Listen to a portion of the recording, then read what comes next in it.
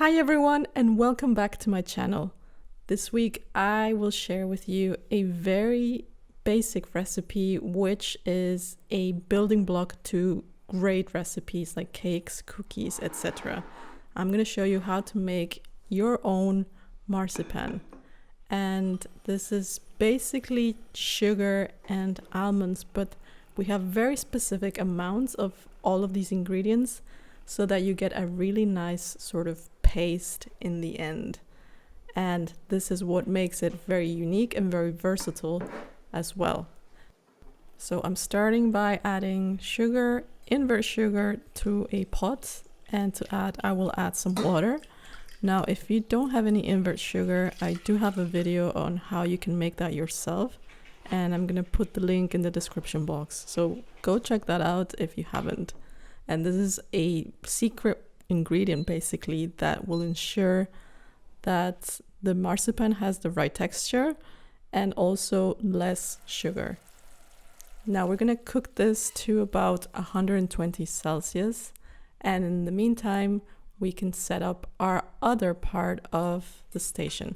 So I have my mixing bowl and a paddle attachment here, and here I have some ground almonds or almond meal, and I'm gonna dump those straight into the bowl and set it up. So when my syrup is done, I can just dump it straight into the mixer. And let me just show you how to do that. You want to add the syrup very slowly. This is really hot. Okay, 120 Celsius, that's pretty hot. So we're gonna stir this slowly with the paddle attachment. And you want to keep your mixer setting to low speed because you don't want the syrup going everywhere in the bowl. So you're gonna beat this in the mixer until it gets sort of warm to the touch. When it's warm to the touch, you can just take it out of the mixing bowl and shape it by hand. I do recommend this because it's a great way to do sort of a texture check. You want to make sure that the paste is nice and smooth. And at this point, I like to add a few drops of almond extract just to enhance the almond flavor. And a little goes a long way. Almond extract is so intense, so you want to be careful with that. Now I'm just grabbing a piece of plastic and tucking it gently around my marzipan log. I basically shaped it into a log here. You can do whatever shape you like.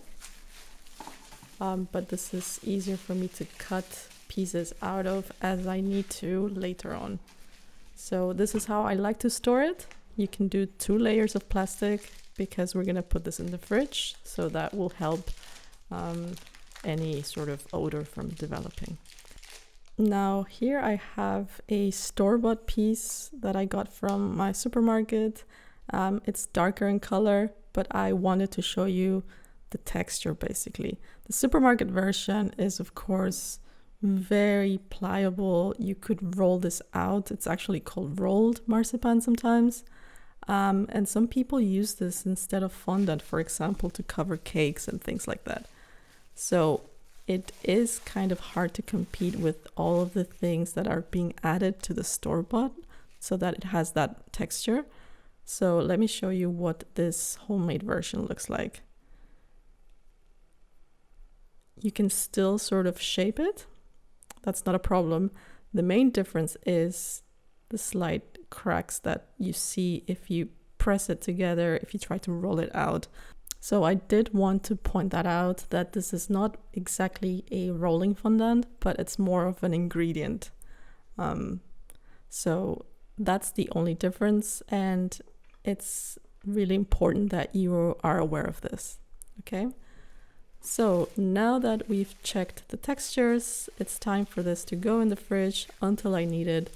I've had mine for up to 2 months.